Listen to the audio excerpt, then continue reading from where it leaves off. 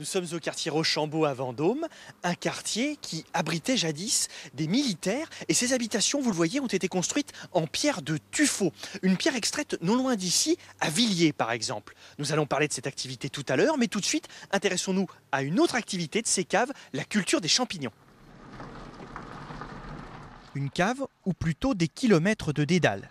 Bienvenue dans la champignonnière de Laurent Gauthier. Entre ses parois poussent chaque mois 20 tonnes de champignons. Un exercice d'équilibriste, car la culture nécessite tout un tas de paramètres. Ces champignons, pour qu'ils poussent dans de bonnes conditions, je vais réguler la température entre 12 et 18 degrés et le taux d'hygrométrie également entre 40 et 80% d'humidité. Ça, je vais le faire en fonction de ce que les champignons ont besoin, en fonction des atmosphères climatiques de l'extérieur et grâce à la ventilation. Un gros travail sur la température, mais aussi sur la terre, comme ici où Laurent, à l'oreille, va vérifier si l'humidité est bonne. Tous ces éléments, entre autres, garantissent la qualité des produits. C'est la nourriture qu'on va y apporter. Nous, elle est faite à base de fumier de cheval, du fumier de cheval qui vient de Chantilly, qui vient de Saumur.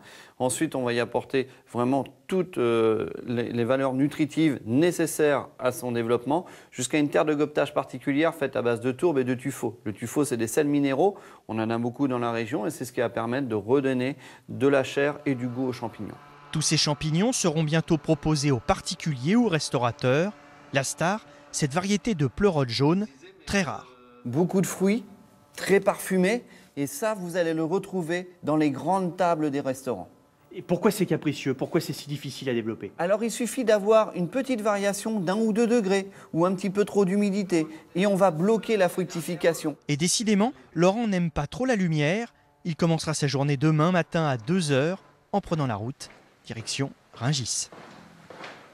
Nous sommes à Villiers-sur-Loire, le long du coteau, près d'une carrière d'extraction. Vous ne le sentez pas, mais pas besoin de climatisation. Il fait très frais, on est vraiment bien ici.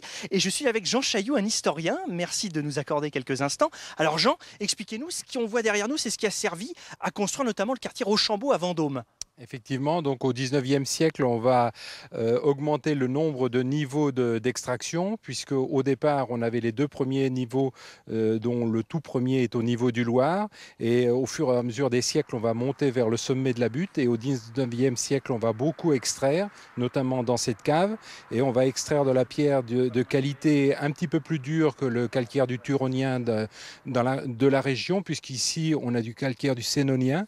Et donc, il va être réservé à faire des ouvrages d'art comme les ponts de chemin de fer, le quartier de Rochambeau, la caserne qui a été construite donc à Vendôme au 19e siècle pour accueillir le 20e chasseur, un régiment de cavalerie. Et donc on a creusé jusqu'à quand? Donc on a creusé ici dans le coteau jusqu'à la fin de la Première Guerre mondiale. Ça correspond donc à un exode rural important à partir de la deuxième moitié du 19e. Puis la guerre de 14 qui va tuer malheureusement beaucoup de gens. Donc après, plus assez de main-d'œuvre pour des travaux extrêmement exigeants en main-d'œuvre. Et puis aussi l'apparition de nouveaux matériaux de construction comme le béton pour les ouvrages d'art tels les ponts.